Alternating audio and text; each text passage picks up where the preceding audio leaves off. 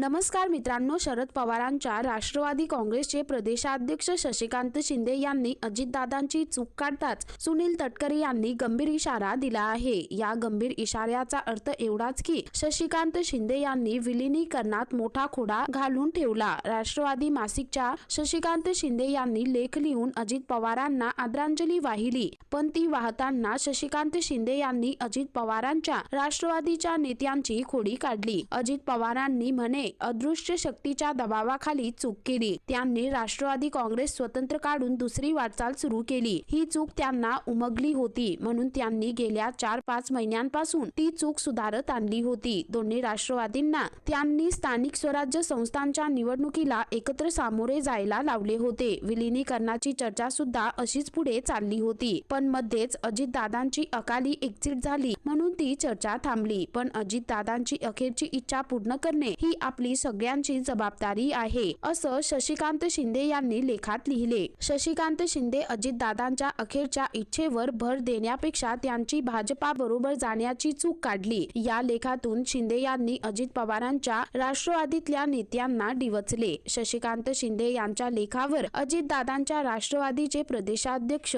खासदार सुनील तटकरे यांनी तीव्र आक्षेप घेतला। राष्ट्रवादी काँग्रेसने भाजप बरोबर जावे ही भूमिका पवारांनी 2014, 2016 आणि 17, 2019, 2022, 2023 या सर्व वर्षांमध्ये घेतली होती। भाजपाने राष्ट्रवादी काँग्रेस यांचे सरकार स्थिर राहू शकते असे अजित पवार नेहमी म्हणायचे। त्यांच्याच भूमिकेला अनुसरून आम्ही भाजपा बरोबर गेलो, म्हणून तर मतभेद झाले, 2 पक्ष तयार झाले। शशिकांत शिंदे यांनी अजित पवारांची चूक म्हणणे हे गैर आहे। त्यांनी तसे का लिहिले हे त्यांनाच माहिती। त्यांच्या हेतूंविषयी शंका आहे। इथून पुढे त्यांनी तसे काही लिखाण केले किंवा तसे काही बोलले तर त्यांना योग्य शब्दांमध्ये आम्ही निश्चित उत्तर देऊ। पण राष्ट्रवादीच्या विलीनीकरणाचा विषय सध्या आमच्या समोरच नाही। आम्ही भाजप बरोबर आहोत, भाजप बरोबर कायम राहणार आहोत, असं म्हणत सुनील तटकरे यांनी शशिकांत शिंदे यांच्यावरती जोरदार हल्लाबोल केला आहे। तर मित्रांनो, एकंदरीत संपूर्ण प्रकरण पाहता या संदर्भामध्ये तुमची काय प्रतिक्रिया आहे खाली कमेंट करून नक्की कळवा।